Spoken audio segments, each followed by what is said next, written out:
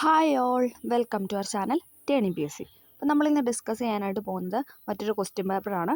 10th level പ്രിലിമിനറിയുടെ question paper. Okay, video ഇഷ്ടമാണെങ്കിൽ ഒന്ന് സപ്പോർട്ട് ചെയ്യുകയും കൂടെ ചെയ്യുക. അപ്പോൾ നമുക്ക് സ്റ്റാർട്ട് ചെയ്യാം. ഫസ്റ്റ് ക്വസ്റ്റ്യൻ, താഴെ കൊടുത്തിരിക്കുന്ന സാഗർ പരികർമ്മ എന്ന പരിപാടിയുമായി ബന്ധമില്ലാത്തത് ഏതാണ്? സാഗർ പരികർമ്മ എന്ന പരിപാടിയുമായി ബന്ധമില്ലാത്തതാണ് ചോദിച്ചിരിക്കുന്നത്. ഓപ്ഷൻ എ ആണ്. ഒന്നാമത്തെ സ്റ്റേറ്റ്മെൻ്റ് ആണ് ബന്ധമില്ലാത്തത്. അസാദിക അമൃത മഹോത്സവ്, എല്ലാ മത്സ്യത്തൊഴിലാളികളോടും ഐക്യം, സമുദ്ര ആവാസ വ്യവസ്ഥയുടെ സംരക്ഷണം. സാഗർ പരികർമ്മ എന്ന പരിപാടിയുമായി ബന്ധപ്പെട്ട സ്റ്റേറ്റ്മെൻറ്റ്സ് ആണ് ആസാദിക അമൃത മഹോത്സവ്, എല്ലാ മത്സ്യത്തൊഴിലാളികളോടും ഐക്യം, സമുദ്ര ആവാസ വ്യവസ്ഥയുടെ സംരക്ഷണം എന്ന് പറയുന്നത്. താഴെ കൊടുത്തിരിക്കുന്നതിൽ ഏതാണ് കേരള സഹായഹസ്തം പദ്ധതിയുമായി ബന്ധപ്പെട്ടിരിക്കുന്നത്? കേരള സഹായഹസ്തം പദ്ധതിയുമായി ബന്ധപ്പെട്ടിരിക്കുന്നതാണ് ചോദിച്ചിരിക്കുന്നത്. ഏതാണ്? ഓപ്ഷൻ സി ആണ്. 1ഉം 3ഉം ആണ്. സ്ത്രീകളുടെ സ്വയം സഹായ സംഘങ്ങൾക്ക് പലിശരഹിത വായ്പ നൽകുക, സാമ്പത്തികമായി പിന്നോക്കം നിൽക്കുന്ന വിധവകൾക്ക് സ്വയം തൊഴിൽ ചെയ്യുന്നതിനായി ധനസഹായം നൽകുക. കേരള സഹായഹസ്തം പദ്ധതിയുമായി ബന്ധപ്പെട്ട സ്റ്റേറ്റ്മെൻറ്റാണ് നമ്മൾ പറയുന്നത്. സ്ത്രീകളുടെ സ്വയം സഹായ സംഘങ്ങൾക്ക് പലിശരഹിത വായ്പ നൽകുക, സാമ്പത്തികമായി പിന്നോക്കം നിൽക്കുന്ന വിധവകൾക്ക് സ്വയം തൊഴിൽ ചെയ്യുന്നതിനായി ധനസഹായം നൽകുക. 2021 25ാമത് കേരള രാജ്യാന്തര ചലച്ചിത്രമേളയിൽ സുവർണ ചകോര പുരസ്കാരം നേടിയ ചിത്രം ഏതാണ്? ഇത് ആ ഒരു ടൈമിലെ കറണ്ട് അഫെയർ ആയിരുന്നു. ഉത്തരമെന്ന് പറയുന്ന ഓപ്ഷൻ ഡി ആണ്. Option D. This is not a burial, it is a resurrection എന്ന് പറയുന്നതായിരുന്നു 2021 25ാമത് കേരള രാജ്യാന്തര ചലച്ചിത്രമേളയിൽ സുവർണ ചകോര പുരസ്കാരം നേടിയ ചിത്രം. 2022 മാർച്ച് 4 അന്തരിച്ച ലോക പ്രശസ്ത ഓസ്ട്രേലിയൻ ക്രിക്കറ്ററായിരുന്നു ആരെന്ന് പറയുന്നത്? Shane Warne. Option C, Shane Warne. അദ്ദേഹം മരിച്ചത് 2022 മാർച്ച് 4 അത് റിപ്പീറ്റ് ചെയ്ത് ചോദിച്ചൊരു ക്വസ്റ്റൻ ആയിരുന്നു. ആ സമയത്ത് കറണ്ട് അഫെയർ ആയിരുന്നു. ഓക്കെ. 2022 ഫെബ്രുവരി 14 ഇന്ത്യയുടെ polar satellite launch vehicle PSLV C-52 ബഹിരാകാശത്ത് എത്തിച്ച ഉപഗ്രഹം ഏതാണെന്നാണ് ചോദിക്കുന്നത്. ഏതാണ്? ഓപ്ഷൻ ഡി ആണ്. ഭൗമ നിരീക്ഷണ ഉപഗ്രഹം EOS-04.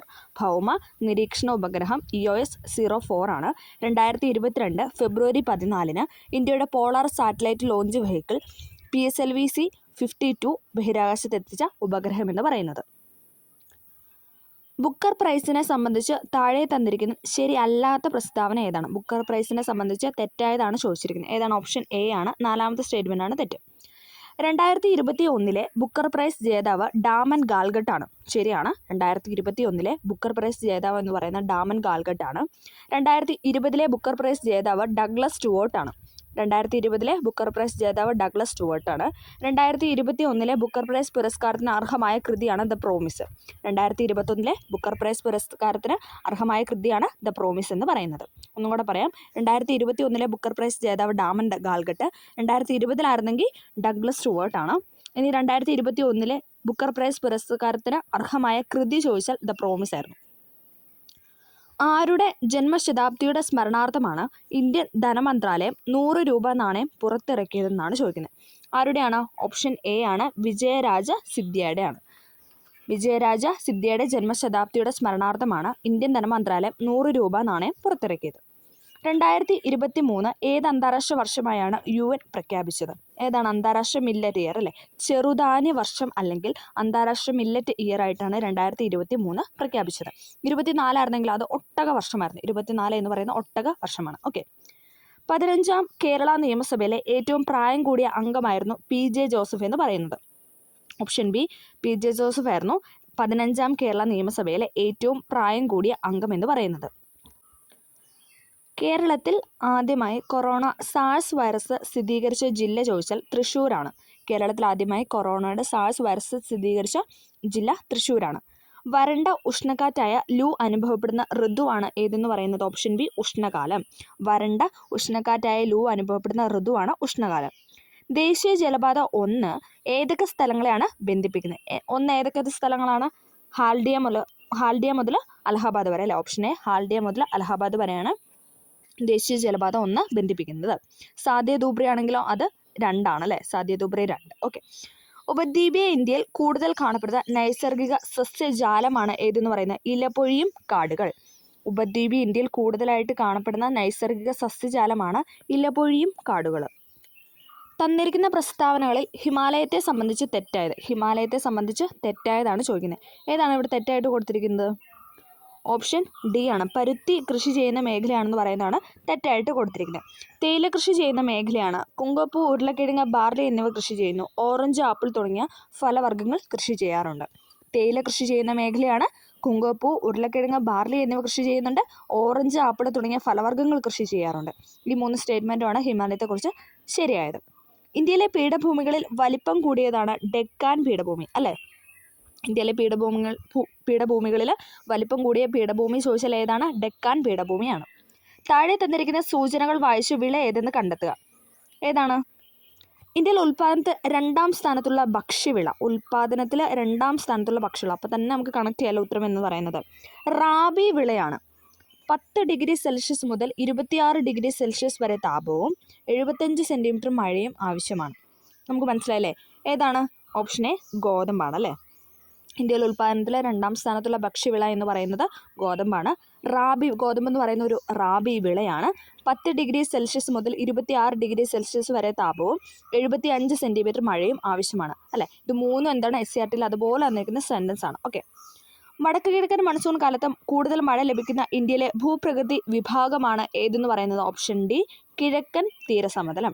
വടക്ക് കിഴക്കൻ മൺസൂൺ ഏറ്റവും കൂടുതൽ കിട്ടുന്ന കിഴക്കൻ തീരസമതലത്തിലും ഇനി തെക്ക് പടിഞ്ഞാറാണെങ്കിലോ അത് പടിഞ്ഞാറായിരിക്കും അല്ലേ? കാരണം എന്താ? ഇന്ത്യയിൽ ഏറ്റവും കൂടുതലായിട്ട് മഴ ലഭിക്കുന്ന മൺസൂൺ കാലം ഏതാണെന്ന് ചോദിച്ചാൽ അത് തെക്ക് പടിഞ്ഞാറിനാണ്.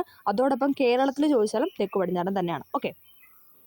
തഞ്ചാവൂർ ഏത് നദീതീരത്ത് സ്ഥിതി ചെയ്യുന്നു? തഞ്ചാവൂർ സ്ഥിതി ചെയ്യുന്നത് കാവേരി നദീതീരത്താണ്. തഞ്ചാവൂർ എന്നത് സ്ഥിതി ചെയ്യുന്നത് കാവേരി നദീതീരത്താണ്. ലിപുലേഖ് ചുരം ബന്ധിപ്പിക്കുന്നത് ഏതൊക്കെ പ്രദേശങ്ങളെയാണ്? ലിപുലേഖ് ചുരം ബന്ധിപ്പിക്കുന്നത് ഏതൊക്കെയാണ്? ഉത്തരാഖണ്ഡ്, ടിബറ്റ് അല്ലേ? ഉത്തരാഖണ്ഡ്, ടിബറ്റിനെയാണ് ലിപുലേഖ് ചുരം ബന്ധിപ്പിക്കുന്നത്. ചുവടെ തന്നിരിക്കുന്ന നദികളിൽ അറബിക്കടലിൽ പതിക്കുന്നവ ഏതൊക്കെ? അറബിക്കടലിൽ പതിക്കുന്നവയാണ് ചോദിച്ചിരിക്കുന്നത്. ഏതൊക്കെയാണ് അറബിക്കടലിൽ പതിക്കുന്നത്? ഓപ്ഷൻ ബി ആണ്. 1, 3, 4 സിന്ധു, നർമ്മദ, പെരിയാറാണ് അറബിക്കടലിൽ പതിക്കുന്ന നദികളെന്ന് പറയുന്നത്. ഇന്ത്യൻ ഭരണഘടനയുടെ ഏത് അനുച്ഛേദത്തിലാണ് വിദ്യാഭ്യാസ അവകാശം ഉൾപ്പെടുത്തിയിരിക്കുന്നത്? ഏതാണ്? ആർട്ടിക്കിൾ 21A ആണല്ലേ? 86ാം ഭേദഗതി മൂലം വന്ന ആർട്ടിക്കിളാണ് അനുച്ഛേദം 21A എന്ന് പറയുന്നത്. ഏതായിരുന്നു വർഷം? 2002 അല്ലേ? ഓക്കെ. ദേശീയ മനുഷ്യാവകാശ കമ്മീഷന്റെ ഇപ്പോഴത്തെ അധ്യക്ഷൻ ആരാണ്? ദേശീയ മനുഷ്യാവകാശ കമ്മീഷന്റെ ഇപ്പോഴത്തെ അധ്യക്ഷൻ ഈ ആൻസർ പ്രകാരം അരുൺകുമാർ മിശ്രയാണ്. ഇപ്പം നിലവിൽ ആരാണ്? ജസ്റ്റിസ് വി രാമസുബ്രഹ്മണ്യനാണ് ഇപ്പം നിലവിലെ മനുഷ്യാവകാശ കമ്മീഷൻ ചെയർമാൻ എന്ന് പറയുന്നത്. ഓക്കെ. നിലവിലെ മനുഷ്യാവകാശ കമ്മീഷൻ ചെയർമാനാണ് justice V Ramasubramanian. Okay. Recent ആയിട്ട് മാറിയോണ്ട് തന്നെ ആ ഒരു കറണ്ട് അഫെയർ പഠിച്ചിരിക്കുക. താഴെ പറയുന്നതിൽ ഏത് തത്വമാണ് 42ാം ഭേദഗതി പ്രകാരം ഇന്ത്യൻ ഭരണഘടനയുടെ ആമുഖത്തിൽ കൂട്ടിച്ചേർത്തത്? നമുക്കറിയാം അല്ലേ? ആമുഖം ഭേദഗതി ചെയ്തത് ഒരേ ഒരു പ്രാവശ്യമാണ്. 1976 42ാം ഭേദഗതി അല്ലേ? 76 42ാം ഭേദഗതി. അതിൽ കൂട്ടിച്ചേർത്ത വാക്കാണ് ചോദിക്കുന്നത്. ഏതാണ്? ഉത്തരം എന്ന് പറയുന്നത് ഓപ്ഷൻ ഡി ആണല്ലേ? ഓപ്ഷൻ ഡി സോഷ്യലിസം എന്ന വാക്കാണ് കൂട്ടിച്ചേർത്തത്. അടുത്തത്, ഇന്ത്യയുടെ കേന്ദ്ര വിവരാവകാശ കമ്മീഷനിൽ ചെയർമാനെ കൂടാതെ പ്രസിഡന്റിന് എത്ര വിവരാവകാശ കമ്മീഷണർമാരെ കൂടി നിയമിക്കാൻ കഴിയുമെന്നാണ് പറയുന്നത്. അതായത് ചെയർമാൻ അല്ലാത്ത അംഗങ്ങൾ എത്ര പേരാണെന്നാണ് പ്രത്യക്ഷത്തിൽ ചോദിച്ചേക്കുന്നത്. ഏതാണ്? ഓപ്ഷൻ എന്ന് പറയുന്നത് ബി ആണ് അല്ലേ? 10ൽ കവിയാത്ത എന്നാണ് നമ്മൾ പഠിച്ചിരിക്കുന്നത് അല്ലേ? 10ൽ കവിയാത്ത അംഗങ്ങളാണ്. ഓക്കെ. ബച്ച്പൻ ബച്ചാവോ ആന്തോളൻ എന്ന സംഘടന രൂപീകരിച്ച് ബാലവേലയ്ക്കെതിരെ പ്രവർത്തിക്കുന്ന ഇന്ത്യൻ സാമൂഹ്യ പരിഷ്കർത്താവാണ് ആരെന്ന് പറയുന്നത്? കൈലാഷ് സത്യാർത്ഥി. എല്ലാവർക്കും അറിയാം. ബച്ച്പൻ ബച്ചാവോ ആന്തോളൻ എന്ന സംഘടന രൂപീകരിച്ച് ബാലവേലയ്ക്കെതിരെ പ്രവർത്തിക്കുന്ന ഇന്ത്യൻ സാമൂഹ്യ പരിഷ്കർത്താവായിരുന്നു കൈലാഷ് സത്യാർത്ഥി എന്ന് പറയുന്നത്. ഇന്ത്യയുടെ ദേശീയ ഗീതമായ വന്ദേമാതരം ഏതു ഭാഷയിലാണ് രചിക്കപ്പെട്ടിട്ടുള്ളത്? വന്ദേമാതരം രചിക്കപ്പെട്ടിട്ടുള്ളത് ബംഗാളി ഭാഷയിലാണ്. എല്ലാവർക്കും അറിയാം. ബംഗാളി ഭാഷയിലാണ് വന്ദേമാതരം രചിക്കപ്പെട്ടിരിക്കുന്നത്. ഇന്ത്യ ഗവൺമെൻറ് റുപ്പി എന്ന ചിഹ്നം രൂപയുടെ ദേശീയ ചിഹ്നമായി സ്വീകരിച്ചതെന്നാണ് അല്ലേ? നമുക്കറിയാം ആ ഒരു ചിഹ്നം, ഇങ്ങനെ റുപ്പി എന്ന ആ ഒരു ചിഹ്നം ദേശീയ ചിഹ്നമായിട്ട് സ്വീകരിച്ചതാണ് ചോദിക്കുന്നത്. ഏതാണ്? ഉത്തരം എന്ന് പറയുന്നത് ഓപ്ഷൻ എ ആണ്. 2010 ജൂലൈ 15 ഇമ്പോർട്ടൻ്റ് ആണ്. 2010 ജൂലൈ 15 റുപ്പി എന്ന ചിഹ്നം രൂപയുടെ ദേശീയ ചിഹ്നമായിട്ട് ഇന്ത്യ സ്വീകരിച്ചത്. മൗലിക കടമകൾ ഏത് വിദേശ ഭരണഘടനയിൽ നിന്നാണ് ഇന്ത്യൻ ഭരണഘടന കടമെടുത്തിട്ടുള്ളത്? മൗലിക കടമകൾ എവിടെ നിന്നാണ്? റഷ്യ ആണല്ലേ? റഷ്യ അല്ലെങ്കിൽ സോവിയറ്റ് യൂണിയൻ. ഓക്കെ. മൗലിക കടമകൾ എന്ന ആശയം ഇന്ത്യ കടംകൊണ്ടിട്ടുള്ളത് റഷ്യയിൽ നിന്നാണ്. കേന്ദ്ര വിവരാവകാശ കമ്മീഷനുമായി ബന്ധപ്പെട്ട് ശരിയല്ലാത്ത പ്രസ്താവന ഏതാണ്? ശരിയല്ലാത്ത പ്രസ്താവനയാണ് ചോദിക്കുന്നത്. ഓപ്ഷൻ ബി ആണ് ശരി എന്ന് പറയുന്നത്. അതായത് 2, 3 സ്റ്റേറ്റ്മെൻറ്റ് തെറ്റാണ്. 2005 വിവരാവകാശ നിയമത്തിന്റെ അടിസ്ഥാനത്തിൽ രൂപീകരിച്ചതാണ് കേന്ദ്ര വിവരാവകാശ കമ്മീഷൻ എന്ന് പറയുന്നത്. ശരിയാണല്ലേ? 2005 ഒക്ടോബർ 12 നിലവിൽ വന്നത്. ഓക്കെ, 2005 വിവരാവകാശ നിയമത്തിന്റെ അടിസ്ഥാനത്തിൽ രൂപീകരിച്ചാണ് കേന്ദ്ര വിവരാവകാശ കമ്മീഷൻ. ഓക്കെ, ചെയർമാനെയും കമ്മീഷന്മാരെയും പ്രധാനമന്ത്രിയാണോ നിയമിക്കുന്നത്? അല്ല അല്ലേ, പ്രസിഡന്റ് ആണ് നിയമിക്കുന്നത്. ചെയർമാനെയും അംഗങ്ങളെ നിയമിക്കുന്നത് പ്രസിഡന്റ് ആണ്. 2005 ഒക്ടോബർ 12 നിലവിൽ വന്നത്. 24 അല്ല, 12 നിലവിൽ വന്നത്. ഓക്കെ, താഴെ പറയുന്നതിൽ ഏത് ഇന്ത്യൻ സംസ്ഥാനത്തിലാണ് ദ്വിമണ്ഡല നിയമനിർമ്മാണ സഭ സംവിധാനം നിലനിൽക്കുന്നത്? അപ്പം ഇപ്പം നിലവിൽ ദ്വിമണ്ഡല നിയമനിർമ്മാണ സഭയുള്ള സ്റ്റേറ്റ് ഏതാണെന്നാണ് ചോദിക്കുന്നത്. ഏതാണ്? ഓപ്ഷൻ എ ആണ്, മഹാരാഷ്ട്രയാണ്. ഓക്കെ, മഹാരാഷ്ട്രയിൽ ദ്വിമണ്ഡല നിയമനിർമ്മാണ സഭ സംവിധാനം ഉണ്ട്. മഹാത്മാഗാന്ധിയെക്കുറിച്ച് താഴെ തന്നിട്ടുള്ള പ്രസ്താവനകളിൽ നിന്ന് ശരിയായ ജോഡി തിരഞ്ഞെടുക്കാനാണ് പറഞ്ഞിരിക്കുന്നത്. അപ്പോൾ കുറച്ച് വർഷവും അതിനുള്ള ആ ഒരു റീസണൊക്കെയാണ് തന്നിരിക്കുന്നത്. നമുക്ക് നോക്കാം. 1869 ഒക്ടോബർ 2 ഗുജറാത്തിലെ പോർബന്തറിൽ ജനിച്ചു. നമുക്കറിയാലേ, അത് ശരിയായിട്ടുള്ള കാര്യമാണ്. 1869 ഒക്ടോബർ 2 ഗുജറാത്തിലെ പോർബന്തറിൽ ജനിച്ചു. 1915 ജനുവരി 9 ദക്ഷിണാഫ്രിക്കയിൽ നിന്ന് ഇന്ത്യയിൽ തിരിച്ചെത്തി. 1915 ജനുവരി 9 ഗാന്ധിജി ദക്ഷിണാഫ്രിക്കയിൽ നിന്ന് ഇന്ത്യയിൽ തിരിച്ചെത്തിയത്. ആ രണ്ട് സ്റ്റേറ്റ്മെൻറ്റാണ് ഇവിടെ ശരിയായിട്ട് കൊടുത്തിരിക്കുന്നത്. ഓക്കെ, അടുത്തത് 1919 ജാലിയൻ വാലാബാഗ് കൂട്ടക്കൊലയുമായി ബന്ധപ്പെട്ട് ശരിയായ ജോഡിയാണ് ചോദിച്ചിരിക്കുന്നത്. അപ്പം 19 ജാലിയൻ വാലാബാഗ് കൂട്ടക്കൊലയുമായി ബന്ധപ്പെട്ട് ശരിയായ ജോഡി ഏതാണ് ഇവിടെ ശരിയായിട്ട് തന്നിരിക്കുന്നത്? ഓപ്ഷൻ ഡി ആണ്, 1ഉം 3ഉമാണ്. ഓക്കെ, ബ്രിട്ടീഷ് ഗവൺമെൻറ് പാസ്സാക്കിയ റൗലറ്റ് ആക്റ്റുമായി ബന്ധപ്പെട്ടാണ് ജാലിയൻ വാലാബാഗ് കൂട്ടക്കൊല നടന്നത്. അത് ശരിയാണല്ലേ? അതിനെതിരെ നടന്നൊരു കാര്യമാണ് ജാലിയൻ വാലാബാഗ് കൂട്ടക്കൊല എന്ന് പറയുന്നത്. ശരിയാണ്. കൂട്ടക്കൊലയിൽ പ്രതിഷേധിച്ച് രവീന്ദ്രനാഥ ടാഗോർ സർ സ്ഥാനം ഉപേക്ഷിച്ചു. അതും ശരിയാണല്ലേ? ജാലിയൻ വാലാബാഗ് കൂട്ടക്കൊലയുമായി പ്രതിഷേധിച്ചെന്നാണ് രവീന്ദ്രനാഥ ടാഗോർ അദ്ദേഹത്തിൻ്റെ സർ സ്ഥാനം ഉപേക്ഷിച്ചു.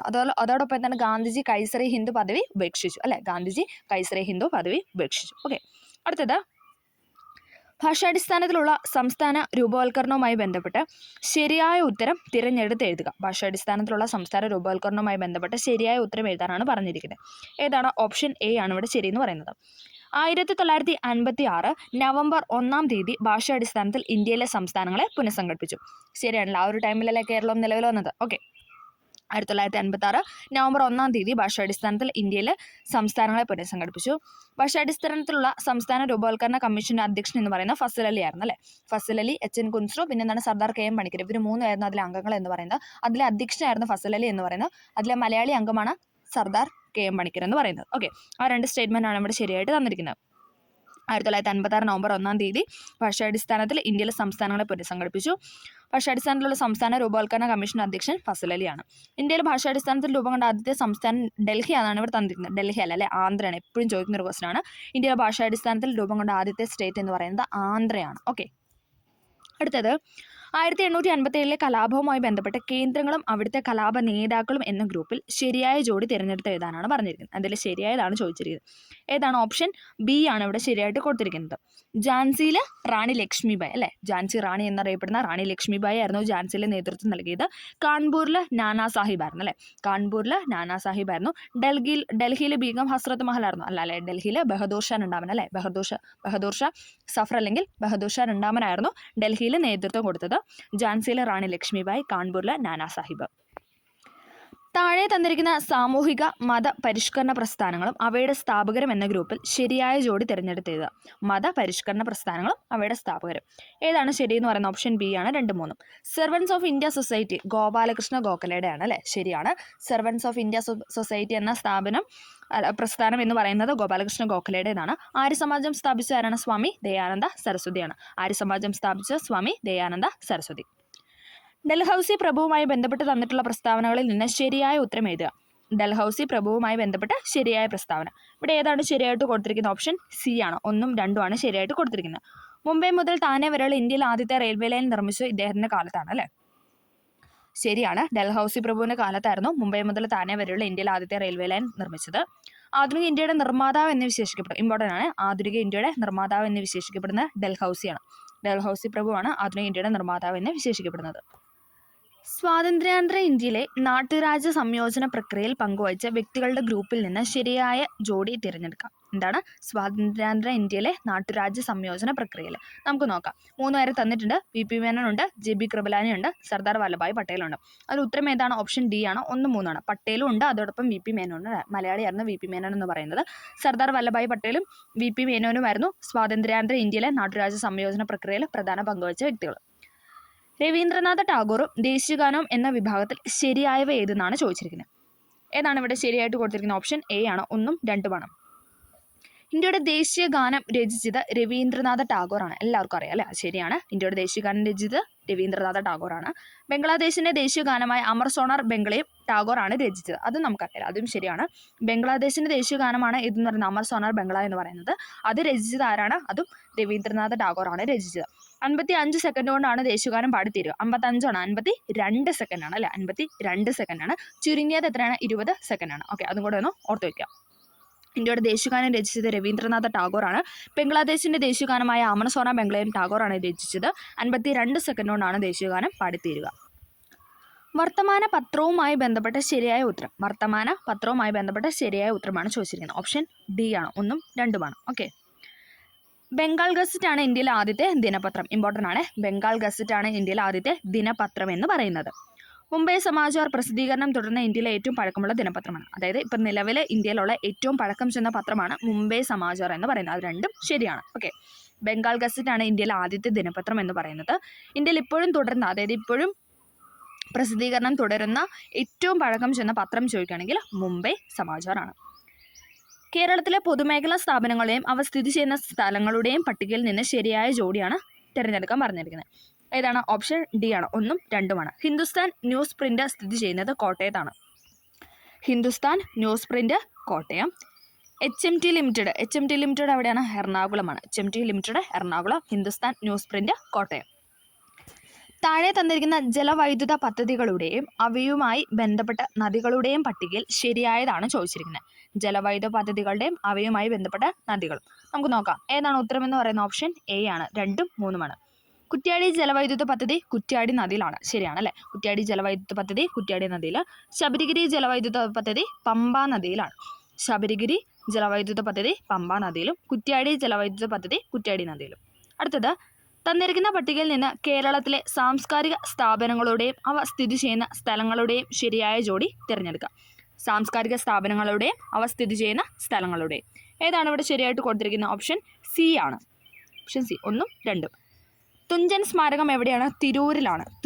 തിരൂർ, അങ്ങനെ ഓർക്കുക. തുഞ്ചൻ സ്മാരകം തിരൂരിലാണ്. കുഞ്ചൻ സ്മാരകം എവിടെയാണെന്ന് വെച്ചാൽ കിള്ളിക്കുറിശി മംഗലത്താണ്. കുഞ്ചൻ സ്മാരകം സ്ഥിതി ചെയ്യുന്നത് കിള്ളിക്കുറിശി മംഗലം. തുഞ്ചൻ സ്മാരകം തിരൂരിൽ. ഓക്കെ, അത് രണ്ടും കണക്ട് ചെയ്യാൻ പറ്റിയെന്ന് ഓർക്കുന്നു. തുഞ്ചൻ സ്മാരകം തിരൂര്, കുഞ്ചൻ സ്മാരകം കിള്ളിക്കുറിശി മംഗലം. കേരള സാഹിത്യ അക്കാദമി അവാർഡുകൾ നേടിയ കവിതകളും കവികളും ചുവടെ തന്നിരിക്കുന്നു. ശരിയായ ജോഡി തിരഞ്ഞെടുക്കാം. കേരള സാഹിത്യ അക്കാദമി അവാർഡാണ് ചോദിച്ചിരിക്കുന്നത്. ഏതാണ് ഉത്തരം എന്ന് പറയുന്നത്? ഓപ്ഷൻ സി ആണ്. 1ഉം 3ഉം. വിശ്വദർശനം ജി ശങ്കരക്കുറുപ്പ്. വിശ്വദർശനം എന്ന് പറയുന്ന കവിത ആരുടെയാണ്? ജി ശങ്കരക്കുറുപ്പ്. പിന്നെ ഏതാണ്? മുത്തശ്ശി എന്ന കവിത ആരുടെയാണെന്ന് വെച്ചാൽ N ബാലാമണി അമ്മയുടേതാണ്. ഓക്കെ, അമ്മ മുത്തശ്ശി അങ്ങനെ കണക്ട് ചെയ്യും. ബാലാമണി അമ്മ മുത്തശ്ശി. ഓക്കെ, N ബാലാമണി അമ്മയുടേതാണ് മുത്തശ്ശി എന്ന കവിത. ജി ശങ്കരക്കുറുപ്പിൻ്റെ കവിതയാണ് വിശ്വദർശനം എന്ന് പറയുന്നത്. കേരളത്തിലെ നദികളും അവയുടെ ഉത്ഭവസ്ഥാനവും അടിസ്ഥാനമാക്കി ശരിയായ ഉത്തരം കണ്ടെത്താനാണ് പറഞ്ഞിരിക്കുന്നത്. ഏതാണ് ഉത്തരം എന്ന് പറയുന്നത്? ഓപ്ഷൻ ബി ആണ്. Option B. 1ഉം 2ഉം. പമ്പയുടെ ഉത്ഭവസ്ഥാനം എവിടെയാണ്? പുളിച്ചിമലയിലാണ്. പമ്പ പുളിച്ചിമല. ഓക്കെ, പമ്പയിൽ പോയിട്ടില്ലേ അയ്യപ്പന്മാരൊക്കെ കുളിച്ച് കയറുക എന്ന് പറയുന്ന ആ ഒരു ഇതുണ്ടല്ലോ. അപ്പം അങ്ങനെ ഓർത്താം. പമ്പ പുളിച്ചിമല. നമുക്ക് ജസ്റ്റ് ഒന്ന് കണക്ട് ചെയ്യാൻ പറഞ്ഞതാണ്. ഓക്കെ, ചാലക്കുടിപ്പുഴ ആനമല. ഓക്കെ, ചാലക്കുടിപ്പുഴയുടെ ഉത്ഭവസ്ഥാനം എന്ന് പറയുന്നത് ആനമല. ഓക്കെ, അടുത്തത്, പശ്ചിമഘട്ടം കടന്നു പോകുന്ന ചില സംസ്ഥാനങ്ങൾ താഴെ തന്നിരിക്കുന്നു. ശരിയായവ തിരഞ്ഞെടുക്കുക. പശ്ചിമഘട്ടം കടന്നു പോകുന്ന ചില സംസ്ഥാനങ്ങൾ നൽകിയിരിക്കുന്നു. അതിൽ ശരിയായതാണ് ചോദിച്ചിരിക്കുന്നത്. ഓപ്ഷൻ സി ആണ്. 2ഉം 3ഉം. കർണാടക, അതോടൊപ്പം ഗോവ. പശ്ചിമഘട്ടം കടന്നു പോകുന്ന സ്റ്റേറ്റ് ആണ് കർണാടകയും ഗോവ എന്ന് പറയുന്നത്. കുടുംബശ്രീ സംവിധാനത്തെക്കുറിച്ച് താഴെ തന്നിട്ടുള്ള പ്രസ്താവനകളുടെ അടിസ്ഥാനത്തിൽ ശരിയായ ജോഡി തിരഞ്ഞെടുക്കാനാണ് പറഞ്ഞിരിക്കുന്നത്. കുടുംബശ്രീ സംവിധാനത്തെക്കുറിച്ച് ശരിയായത്. ഏതാണ് ശരിയായിട്ട് കൊടുത്തിരിക്കുന്നത്? ഓപ്ഷൻ സി ആണ്. 1ഉം 2ഉം. സംസ്ഥാന സർക്കാരിൻ്റെ ഉൾപ്പെടെയുള്ള ദാരിദ്ര്യ നിർമ്മാർജ്ജന പ്രവർത്തനങ്ങൾ നടപ്പിലാക്കുന്നതിനായി രൂപം നൽകിയ സാമൂഹ്യ സന്നദ്ധ സംഘടനാ സംവിധാനമാണ് കുടുംബശ്രീ എന്ന് പറയുന്നത്.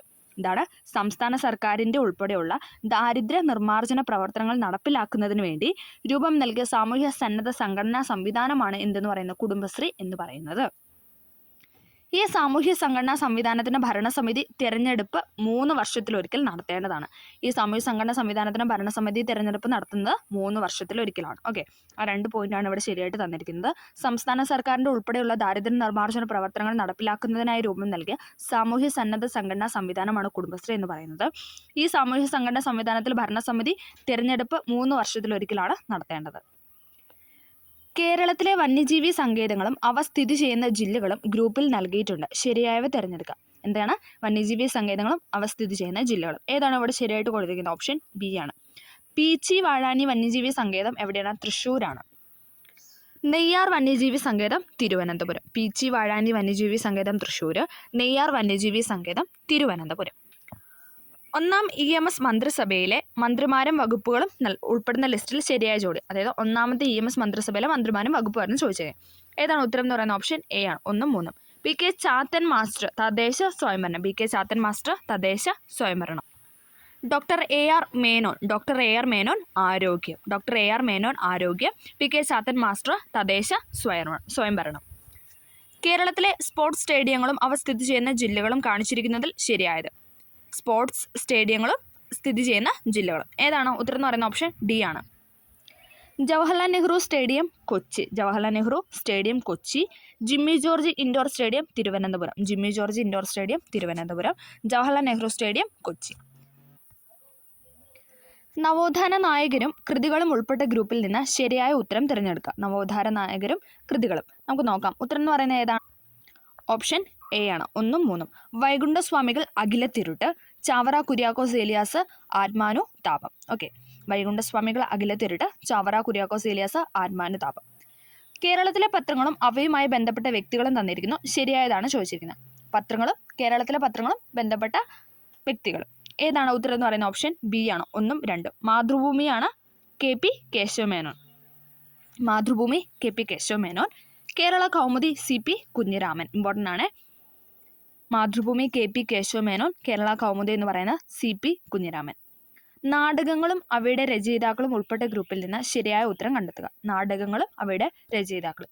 ഏതാണ് ഉത്തരം എന്ന് പറഞ്ഞ ഓപ്ഷൻ ഡി ആണ്. ഋതുമതി എന്ന നാടകം ആരുടെയാണ്? അത് പ്രേംജിയുടെയാണ്. അടുക്കളയിൽ നിന്ന് അരങ്ങത്തേക്ക്, അത് VT ഭട്ടതിരിപ്പാടിൻ്റെയാണ്. ഓക്കെ, ഋതുമതി പ്രേംജിയുടേതും അടുക്കളയിൽ നിന്ന് അരങ്ങത്തേക്ക് VT ഭട്ടതിരിപ്പാടിൻ്റേതും. നവോത്ഥാന ചിന്തകരും യഥാർത്ഥ പേരുകളും താഴെ നൽകിയിരിക്കുന്നു. ശരിയായ ഉത്തരം കണ്ടെത്തുക. നവോത്ഥാന ചിന്തകരും യഥാർത്ഥ പേരുകളും. ഏതാണ് ഉത്തരം എന്ന് പറയുന്ന ഓപ്ഷൻ ഡി ആണ്. 2ഉം 3ഉം. തൈക്കാട് അയ്യ, അദ്ദേഹത്തിന്റെ ശരിക്കുള്ള നാമമാണ് സുബ്രായർ എന്ന് പറയുന്നത്. റിപ്പീറ്റായി ചോദിച്ചിട്ടുണ്ട്. തൈക്കാട് അയ്യയുടെ ശരിയായ നാമമാണ് സുബ്രായർ. ചിന്മയാനന്ദ സ്വാമികളുടെ യഥാർത്ഥ പേരാണ് ബാലകൃഷ്ണ മേനോൻ എന്ന് പറയുന്നത്. ചിന്മയാനന്ദ സ്വാമികളുടെ യഥാർത്ഥ പേരാണ് ബാലകൃഷ്ണ മേനോൻ. തൈക്കാട് അയ്യയുടെയാണ് സുബ്രായർ. വൈക്കം സത്യാഗ്രഹത്തിന് നേതൃത്വം കൊടുത്തവരുടെ കൂട്ടത്തിൽ ശരിയായ ജോഡി. വൈക്കം സത്യാഗ്രഹത്തിന് നേതൃത്വം കൊടുത്തത് ആരാണ്? ഓപ്ഷൻ സി ആണ്. 2ഉം 3ഉം. TK മാധവനും KP Kesava Menon. 1924 നടന്ന വൈക്കം സത്യാഗ്രഹത്തിന് നേതൃത്വം നൽകിയ വ്യക്തികളാണ് ആരെന്ന് പറഞ്ഞാൽ TK മാധവനും KP കേശവമേനോനും. സാമൂഹിക പരിഷ്കർത്താവായ അയ്യങ്കാളിയെക്കുറിച്ച് താഴെ തന്നിരിക്കുന്ന പ്രസ്താവന പരിശോധിച്ച് ശരിയായവ കണ്ടെത്തുക. സാമൂഹിക പരിഷ്കർത്താവായ അയ്യങ്കാളിയെക്കുറിച്ച് താഴെ തന്നിരിക്കുന്ന പ്രസ്താവന പരിശോധിച്ച് ശരിയായവ. ഏതാണ് ഇവിടെ ശരിയായിട്ട് കൊടുത്തിരിക്കുന്നത്? ഓപ്ഷൻ ഡി ആണ്. 1ഉം 3ഉം. 1863 തിരുവനന്തപുരത്തിനടുത്ത് വെങ്ങാനൂരിൽ ജനിച്ചു. 1863 തിരുവനന്തപുരത്തടുത്ത് വെങ്ങാനൂരിൽ ജനിച്ചു. ശരിയാണല്ലേ? 1907 സാധുജന പരിപാലന സംഘം എന്ന സംഘടന രൂപീകരിച്ചു. 1907 സാധുജന പരിപാലന സംഘം എന്ന സംഘടന രൂപീകരിച്ചു. 1863 തിരുവനന്തപുരത്തിനടുത്ത് വെങ്ങാനൂരിൽ ജനിച്ചു. മന്നത്ത് പത്മനാഭനെ കുറിച്ച് തന്നിരിക്കുന്ന പ്രസ്താവന പരിശോധിച്ച് ശരിയായവ. മന്നത്ത് പത്മനാഭൻ. ഏതാണ് ഇവിടെ ശരിയായിട്ട് കൊടുത്തിരിക്കുന്നത്? ഓപ്ഷൻ ബി ആണ്. നായർ സമുദായത്തിന് ഉന്നമനത്തിനായി നായർ ഭൃത്യ ജനസംഘം രൂപവൽക്കരിച്ചു. ശരിയാണല്ലേ? നായർ സമുദായത്തിന്റെ ഉന്നമനത്തിന് വേണ്ടിയിട്ട് നായർ ഭൃത്യ ജനസംഘം രൂപവൽക്കരിച്ചു. വൈക്കം സത്യാഗ്രഹത്തെ പിന്തുണച്ച മന്നത്തിന്റെ നേതൃത്വത്തിൽ സവർണ ജാഥ നടത്തി. അല്ലെ, മന്നത്ത് പത്മനാഭനായിരുന്നു വൈക്കം സത്യാഗ്രഹത്തിനെ പിന്തുണച്ചിട്ട് സവർണ ജാഥ നടത്തിയത്. അത് രണ്ടുമാണ് അവിടെ ശരിയായിട്ട് കൊടുത്തിരിക്കുന്നത്. അടുത്ത ചോദിച്ചിരിക്കുന്നത് EMS നമ്പൂതിരിപ്പാട് എഴുതിയ കൃതികളുടെ കൂട്ടത്തിൽപ്പെടാത്തതാണ് ചോദിച്ചിരിക്കുന്നത്. EMS നമ്പൂതിരിപ്പാട് എഴുതിയ കൃതികളിൽ കൂട്ടത്തിൽപ്പെടാത്ത ഏതാണ്? ഓപ്ഷൻ എ ആണ്. ഇവിടെ തന്നിരിക്കുന്ന ഓപ്ഷൻ എ ആണ്. പക്ഷെ 1.25 കോടി കേരള മലയാളികളുടെ മാതൃഭൂമി എന്ന് പറയുന്നത് അദ്ദേഹത്തിന്റെ കൃതിയാണ്. ഓക്കെ, ക്വസ്റ്റ്യൻ ചെറിയൊരു മിസ്റ്റേക്ക് ഉണ്ട്. ഓക്കെ, അടുത്തതിലോട്ട് പോകാം. മലയാളി മെമ്മോറിയലുമായി ബന്ധപ്പെട്ട് തന്നിരിക്കുന്ന പ്രസ്താവനകൾ ശരിയായ ജോഡി തിരഞ്ഞെടുക്കാനാണ് പറഞ്ഞിരിക്കുന്നത്. മലയാളി മെമ്മോറിയലുമായി ബന്ധപ്പെട്ട ശരിയായ പ്രസ്താവന ഏതാണ്? ശരിയായ പ്രസ്താവന ഓപ്ഷൻ ഡി ആണ്, 1ഉം 3ഉം. തിരുവിതാംകൂറിലെ ഉന്നത ഉദ്യോഗങ്ങളിൽ തമിഴ് ബ്രാഹ്മണർ വഹിച്ചിരുന്ന അപ്രമാദിത്വത്തിനെതിരെ 10,000-ലധികം പേർ ഒപ്പിട്ട ഭീമ ഹർജി മഹാരാജാവിന് സമർപ്പിച്ചു. അല്ലേ, അത് ശരിയാണ്. മലയാളി മെമ്മോറിയലുമായി ശരിയായ സ്റ്റേറ്റ്മെന്റ് ആണ്. 1891 മലയാളി മെമ്മോറിയൽ സമർപ്പിച്ചു. അല്ലെ, 1891 മലയാളി മെമ്മോറിയൽ സമർപ്പിച്ചത്. കയ്യൂർ സമരത്തിൽ പങ്കെടുത്ത നേതാക്കൾ ഉൾപ്പെടുന്ന ഉത്തരം കണ്ടെത്തുക. കയ്യൂർ സമരത്തിൽ പങ്കെടുത്ത നേതാക്കൾ ഏതാണ്? ഓപ്ഷൻ ബി ആണ്, 1ഉം 2ഉം. കുഞ്ഞമ്പു നായരും ചിരുകണ്ഠനും. കുഞ്ഞമ്പു നായരും ചിരുകണ്ഠനും എന്താണ്? കയ്യൂർ സമരത്തിൽ പങ്കെടുത്ത നേതാക്കളാണ്. കുഞ്ഞമ്പു നായരും ചിരുകണ്ഠനും. മനുഷ്യ ശരീരത്തിലെ ഏറ്റവും കഠിനമായ പദാർത്ഥമാണ് ഏതെന്ന് പറയുന്നത്? ഇനാമൽ. അല്ലെ, പല്ലിന്റെ ഇനാമലാണ് മനുഷ്യ ശരീരത്തിലെ ഏറ്റവും കഠിനമായ പദാർത്ഥം. താഴെ കൊടുത്തിട്ടുള്ളവയിൽ ജീവകം ബി കോംപ്ലക്സിൽ ഉൾപ്പെടാത്തതാണ് ചോദിച്ചിരിക്കുന്നത്. ഏതാണ്? ഓപ്ഷൻ ഡി ആണ്, ascorbic acid. Folic acid, niacin, thiamine എന്നൊക്കെ പറയുന്നത് എന്താണ്? അതൊക്കെ ബി കോംപ്ലക്സ് ആണ്. അല്ലെ, ഫോളിക് ആസിഡ്, തൈമിന്, നിയാസിന എന്ന് പറയുന്നത് ജീവകം ബി കോംപ്ലക്സ് ആണ്. രാജകീയ രോഗം എന്ന പേരിൽ അറിയപ്പെടുന്നത് ഏതാണ്? രാജകീയ രോഗം എന്നറിയപ്പെടുന്നത് ഹീമോഫീലിയ ആണ്. രാജകീയ രോഗം എന്നറിയപ്പെടുന്നത് ഹീമോഫീലിയ. മികച്ച ചികിത്സാ സൗകര്യങ്ങൾ മിതമായ നിരക്കിൽ ലഭ്യമാക്കി ആരോഗ്യരംഗത്ത് സർക്കാർ സേവനങ്ങൾ ജനസൗഹൃദമാക്കാൻ ലക്ഷ്യമിടുന്ന പദ്ധതിയാണ് ഏതെന്ന് പറയുന്നത്? ഓപ്ഷൻ എ, ആർദ്രം മിഷൻ എന്ന് പറയുന്നത്. ആർദ്രം മിഷൻ. അല്ലെ, എന്താണ്? പ്രൈമറി ഹെൽത്ത് സെന്റർ എല്ലാം ഫാമിലി ഹെൽത്ത് സെന്റർ ആക്കി മാറ്റുന്ന ഒരു ഇത്. അല്ലേ, ഓക്കെ. മികച്ച ചികിത്സാ സൗകര്യങ്ങൾ മിതമായ നിരക്കിൽ ലഭ്യമാക്കി ആരോഗ്യരംഗത്ത് സർക്കാർ സേവനങ്ങൾ ജനസൗഹൃദമാക്കാൻ ലക്ഷ്യമിടുന്ന പദ്ധതിയാണ് ആർദ്രം. കണ്ണിന്റെ സുഗമമായ പ്രവർത്തനത്തിന് ആവശ്യമായ ജീവകമാണ് ജീവകം എ. വൈറ്റമിൻ എ എന്ന് പറയുന്നത് കണ്ണിന്റെ സുഗമമായ പ്രവർത്തനത്തിന് ആവശ്യമായ ജീവകമാണ്. കേരളത്തിലെ പ്രധാന കാർഷിക ഗവേഷണ സ്ഥാപനങ്ങളും അവയുടെ ആസ്ഥാനവുമാണ് നൽകിയിരിക്കുന്നത്. അതിൽ ശരിയായതാണ് ചോദിച്ചിരിക്കുന്നത്. കേരളത്തിലെ പ്രധാന കാർഷിക ഗവേഷണ സ്ഥാപനങ്ങളും അവയുടെ ആസ്ഥാനം ശരിയായതാണ് ഏതാണ് ശരി എന്ന് പറയുന്ന? ഓപ്ഷൻ സി ആണ്, 2ഉം 4ഉം ആണ് ഇവിടെ ശരിയായിട്ട് കൊടുത്തിരിക്കുന്നത്. Indian institute of spices research എവിടെയാണ്? കോഴിക്കോടാണ്. അല്ലേ, Indian institute of spices research സ്ഥിതി ചെയ്യുന്നത് കോഴിക്കോടാണ്. കേരള കാർഷിക സർവകലാശാല എവിടെയാണ്? തൃശ്ശൂരിലെ മണ്ണൂത്തിയിലാണ്. ഇമ്പോർട്ടൻ്റ് ആണ്. കേരള കാർഷിക സർവകലാശാല തൃശ്ശൂരിലെ മണ്ണൂത്തിയാണ്. അത് രണ്ടും ഇവിടെ ശരിയായിട്ട് കൊടുത്തിട്ടുണ്ട്. കേന്ദ്ര കിഴങ്ങുവിള ഗവേഷണ കേന്ദ്രം കാസർഗോഡാണോ? അല്ല. അല്ലേ, അത് ശ്രീകാര്യം തിരുവനന്തപുരത്താണ്. അത് മാറ്റിയിട്ടാണ് ചോദിച്ചിരിക്കുന്നത്. കേന്ദ്ര കിഴങ്ങുവിള ഗവേഷണ കേന്ദ്രം ശ്രീകാര്യം തിരുവനന്തപുരം. കേന്ദ്ര തോട്ടവിള ഗവേഷണ കേന്ദ്രമാണ് കാസർഗോഡ് എന്ന് പറയുന്നത്. തോട്ടവിളയാണ് കാസർഗോഡ്. ഓക്കെ, അപ്പോൾ 4 സ്റ്റേറ്റ്മെന്റ് ഒന്നും കൂടെ പറയാം. കേന്ദ്ര കിഴങ്ങുവിള ഗവേഷണ കേന്ദ്രം Sreekaryam Thiruvananthapuram. Indian institute of spices research Kozhikode. കേന്ദ്ര തോട്ടവിള ഗവേഷണ കേന്ദ്രം കാസർഗോഡ്. കേരള കാർഷിക സർവകലാശാല മണ്ണൂത്തി തൃശ്ശൂർ. താഴെ പറയുന്നതിൽ കേരളത്തിലെ നെല്ലിനങ്ങൾ ഏതെല്ലാം? കേരളത്തിലെ നെല്ലിനങ്ങളാണ് ചോദിച്ചിരിക്കുന്നത്. ഏതാണ്? ഓപ്ഷൻ ഡി ആണ്, പവിത്രയും അന്നപൂർണയുമാണ് നെല്ലിനങ്ങൾ എന്ന് പറയുന്നത്. ഓക്കെ. മലിനമായ കുടിവെള്ളം ഉപയോഗിക്കുന്നതിലൂടെ പകരുന്ന രോഗങ്ങൾ ഏതെല്ലാം? മലിനമായ കുടിവെള്ളത്തിലൂടെ പകരുന്ന രോഗങ്ങളാണ് ചോദിച്ചിരിക്കുന്നത്. ഏതാണ്? ഓപ്ഷൻ ഡി ആണ്, ഡയേറിയ ഉണ്ട്, ടൈഫോയിഡ് ഉണ്ട്, കോളറയുണ്ട്. ഡയേറിയ, ടൈഫോയിഡ്, കോളറ എന്നൊക്കെ പറയുന്ന മലിനമായ കുടിവെള്ളത്തിലൂടെ പകരുന്ന രോഗമാണ്. അതേസമയം എയ്ഡ്സ് എന്ന് പറയുന്നത് കുടിവെള്ളത്തിലൂടെയാണോ പകരുന്നത്? അല്ല, അതൊരു വൈറസ് രോഗമാണ്. ഓക്കെ, അതൊരു വൈറസ് രോഗമാണ്. ഓക്കെ, അടുത്തത് താഴെ പറയുന്നതിൽ ശരിയായ പ്രസ്താവന തിരഞ്ഞെടുക്കുക. ശരിയായതാണ് ചോദിച്ചിരിക്കുന്നത്. ഏതാണ് ഉത്തരം എന്ന് പറഞ്ഞ? ഓപ്ഷൻ എ ആണ്, 1ഉം 3ഉം. കാർബൺ ഡൈ ഓക്സൈഡ് ആഗോള താപനത്തിന് കാരണമാകുന്നു. ശരിയാണ്. അല്ല, CO2 കാർബൺ ഡൈ ഓക്സൈഡ് എന്ന് പറയുന്നത് ആഗോള താപനത്തിന് കാരണമാകുന്നു. പിന്നെന്താണ്? ഫോസിൽ ഇന്ധനങ്ങൾ കത്തുന്നത് വഴി കാർബൺ ഡൈ ഓക്സൈഡ് ഉണ്ടാകുന്നു. അല്ലെ, ഫോസിൽ ഇന്ധനങ്ങൾ എന്ന് പറയുന്നത് എന്താണ്? ഈ പെട്രോളിയം ഉൽപ്പന്നങ്ങളാണ് എന്തെന്ന് പറഞ്ഞാൽ ഫോസിൽ ഇന്ധനങ്ങൾ പറയുന്നത്. അത് കത്തുന്ന വഴി എന്താണ്? കാർബൺ ഡൈ ഓക്സൈഡ് ഉണ്ടാകുന്നു എന്നാണ് പറയുന്നത്. കാർബൺ ഡൈ ഓക്സൈഡ് ആഗോള താപനത്തിന് കാരണമാകുന്നു. അതോടൊപ്പം ഫോസിൽ ഇന്ധനങ്ങൾ കത്തുന്നത് വഴി കാർബൺ ഡൈ ഓക്സൈഡ് ഉണ്ടാകുന്നു എന്നാണ് പറയുന്നത്. അത് രണ്ടും ശരിയാണ്. താഴെ പറയുന്നതിൽ തെറ്റായ ജോഡി തിരഞ്ഞെടുക്കുക. തെറ്റായതാണ് ഇവിടെ ചോദിച്ചിരിക്കുന്നത്. ഏതാണ്? ഓപ്ഷൻ ബി ആണ് തെറ്റുന്നത്, 3ഉം 4ഉം. ഓക്കെ. സൈലന്റ് വാലി ഒരു ദേശീയോദ്യാനമാണ്. അല്ലേ, നമ്മൾ പറയുന്നത് അങ്ങനെയാണ്. സൈലന്റ് വാലി ദേശീയോദ്യാനം. ചെന്തുരുണി വന്യജീവി സങ്കേതം, സൈലന്റ് വാലി ദേശീയോദ്യാനം. ഓക്കെ. തെറ്റായ ജോഡി ഏത്? അടുത്തതാണ് തെറ്റായ ജോഡിയാണ് ചോദിച്ചിരിക്കുന്നത്. ഏതാണ്? ഓപ്ഷൻ ബി ആണ് ഇവിടെ തെറ്റായ ജോഡിയായിട്ട് കൊടുത്തിരിക്കുന്നത്. ഓക്കെ. അലക്കുകാരം സോഡിയം, കാർബൺ, ഓക്സിജൻ. അതിലെ ആറ്റങ്ങളുടെ സംയുക്തത്തിലെ ആറ്റങ്ങളാണ് പറഞ്ഞിരിക്കുന്നത്. അലക്കുകാരത്തിനകത്തുണ്ട് സോഡിയം ഉണ്ട്, കാർബൺ ഉണ്ട്, ഓക്സിജൻ ഉണ്ട്. പഞ്ചസാരയിൽ ഏതൊക്കെയാണ്? Carbon, hydrogen, oxygen. ഇതൊക്കെ എസൈഡ് ഇഫക്റ്റ് ആണ്. പഞ്ചസാരയിൽ carbon, hydrogen, oxygen. Carbon dioxide ആണെങ്കിൽ കാർബണും ഉണ്ട്, ഓക്സിജനും ഉണ്ട്. ഓക്കെ. അലക്കുകാരത്തിനകത്ത് സോഡിയം, കാർബൺ, ഓക്സിജൻ. പഞ്ചസാരയിലെ carbon, hydrogen, oxygen. Carbon dioxide, carbon, oxygen. Alnico എന്ന ലോഹസങ്കരത്തിൽ ഉൾപ്പെടാത്ത ലോഹം ഏതാണ്? അൽനിക്കോ എന്ന ലോഹസങ്കരത്തിൽ ഉൾപ്പെടാത്തതാണ് ചോദിച്ചിരിക്കുന്നത്. ഏതാണ്? ഓപ്ഷൻ എ ആണ് മഗ്നീഷ്യം. ഓക്കെ, ഇരുമ്പ്, അലൂമിനിയം, കൊബാൾട്ട്. അപ്പോൾ ഈ പേര് പറയുമ്പോൾ തന്നെ ഉണ്ടല്ലേ, ഇരുമ്പ്, അലൂമിനിയം, കൊബാൾട്ട് എന്നൊക്കെ പറയുന്നത് എന്താണ്? അൽനിക്കോയിൽ ലോഹസങ്കരത്തിൽ പെടുന്നതാണ്. താഴെ കൊടുത്തിരിക്കുന്നതിൽ ഉപലോഹങ്ങളുടെ വിഭാഗത്തിൽ പെടുന്നവ ഏത്? ഉപലോഹങ്ങളുടെ വിഭാഗത്തിൽ പെടുന്നതാണ് ചോദിച്ചിരിക്കുന്നത്. ഏതാണ്? ഓപ്ഷൻ ഡി ആണ്. ജെർമേനിയം, സിലിക്കോൺ, ആഴ്സനിക് എന്ന് പറയുന്നതാണ് ഉപലോഹങ്ങളുടെ വിഭാഗത്തിൽ പെടുന്നത്. ജെർമേനിയം, സിലിക്കോൺ, ആഴ്സനിക് എന്ന് പറയുന്നതാണ് ഉപലോഹങ്ങളുടെ വിഭാഗത്തിൽ പെടുന്നത്. സിങ്കും നേർത്ത ഹൈഡ്രോക്ലോറിക് ആസിഡും തമ്മിൽ പ്രവർത്തിക്കുമ്പോൾ ഉണ്ടാകുന്ന വാതകമാണ് ഏതെന്ന് പറയുന്ന ഹൈഡ്രജൻ. എപ്പോഴും ചോദിക്കുന്നതാണ്. സിങ്കും നേർത്ത ഹൈഡ്രോക്ലോറിക് ആസിഡും തമ്മിൽ പ്രവർത്തിക്കുമ്പോൾ ഉണ്ടാകുന്ന വാതകമാണ് ഹൈഡ്രജൻ. രാസവസ്തുക്കളുടെ രാജാവ് എന്നാണ് സൾഫ്യൂരിക് അമ്ലം അറിയപ്പെടുന്നത്, അല്ലെങ്കിൽ സൾഫ്യൂരിക് ആസിഡ് അറിയപ്പെടുന്ന രാസവസ്തുക്കളുടെ രാജാവ് എന്നാണ്.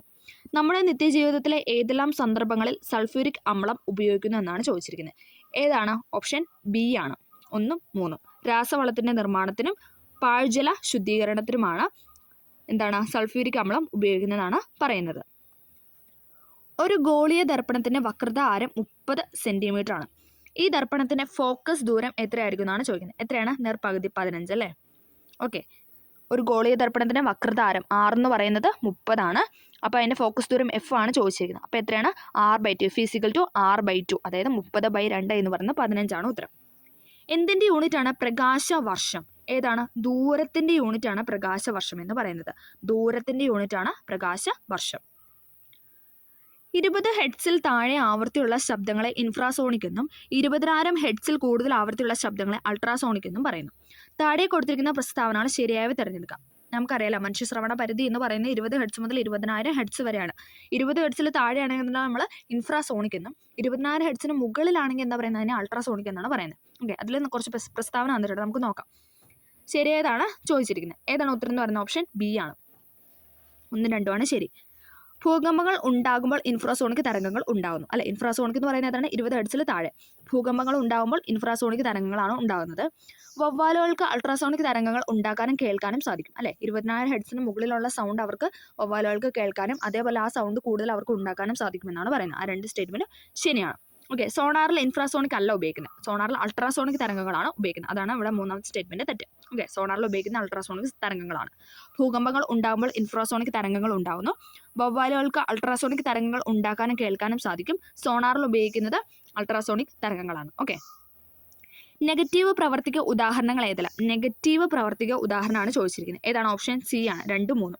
ഒരു വസ്തു ഉയർത്തുമ്പോൾ ഗുരുത്വാകർഷണ ബലം ചെയ്യുന്ന പ്രവൃത്തി എന്ന് പറയുന്നത് നെഗറ്റീവാണ് അല്ലേ? കാരണം നമുക്കറിയാം, ഒരു വസ്തു നമ്മൾ മുകളിലോട്ട് ഉയർത്തി എപ്പോഴും ഗുരുത്വാകർഷണം എന്ന് പറയുന്നത് ഭൂമിയിലോട്ട് ആകർഷിക്കുന്നല്ലേ. അപ്പം മുകളിലോട്ട് ഉയർത്താൻ സാധിക്കുന്ന ആ ആകർഷണം കുറഞ്ഞൊന്നുമില്ല. അപ്പോൾ അത് നെഗറ്റീവാണ്. ഭൂഗുരുത്വാകർഷണം ബലം ചെയ്യുന്ന പ്രവൃത്തി എന്ന് പറയുന്നത് നെഗറ്റീവാണ്. ഓക്കെ, അത് പോസിറ്റീവായി എന്താണ് ഉറപ്പായിട്ട് ആ സാധനം താഴേക്ക് പതിക്കും. ഓക്കെ, ഒരു വസ്തു ചെരിവ് തരത്തിലൂടെ താഴേക്ക് നിരങ്ങി നീങ്ങുമ്പോൾ കർഷണബലം ചെയ്യുന്ന പ്രവൃത്തി എന്ന് പറയുന്നത് നെഗറ്റീവാണ്. ഒരു വസ്തു ചെരിവ് തലത്തിലൂടെ താഴേക്ക് നിരങ്ങി നീങ്ങുമ്പോൾ കർഷണബലം അല്ലേ, നമുക്കറിയാം, ഒരു സ്ലോപ്പായിട്ടുള്ള പ്രദേശത്തോടെ ഒരു വസ്തു നമ്മൾ ഒരു ബോളൊക്കെ ഉരുട്ടി വിട്ടു, അത് അവിടെ നിൽക്കുമോ? ആ കർഷണബലം ഉണ്ടെങ്കിൽ ആ സ്ലോപ്പിൽ അത് നിൽക്കണം. അതുകൊണ്ട് കർഷണബലം നെഗറ്റീവ് ആയിട്ടല്ലേ അത് ഉരുണ്ട് പോകുന്നത്. കർഷണബലം ഉണ്ടായിരുന്നെങ്കിൽ, പോസിറ്റീവ് ആയിരുന്നെങ്കിൽ ഉറപ്പായിട്ട് ആ ബോൾ, നമ്മൾ ഉരുട്ടിവിട്ട ബോൾ അവിടെ നിന്നേനെ. ഓക്കെ, നമുക്ക് അതാണ് 2 കാര്യം എന്ന് പറഞ്ഞാൽ, രണ്ടും നെഗറ്റീവാണ്. ഒരു വസ്തു ഉയർത്തുമ്പോൾ ഗുരുത്വാകർഷണ ബലം ചെയ്യുന്ന പ്രവൃത്തി നെഗറ്റീവാണ്. ഒരു വസ്തു ചെരിവ് തലത്തിലൂടെ താഴേക്ക് നിരങ്ങി നീങ്ങുമ്പോൾ കർഷണബലം ചെയ്യുന്ന പ്രവൃത്തി നെഗറ്റീവാണ്.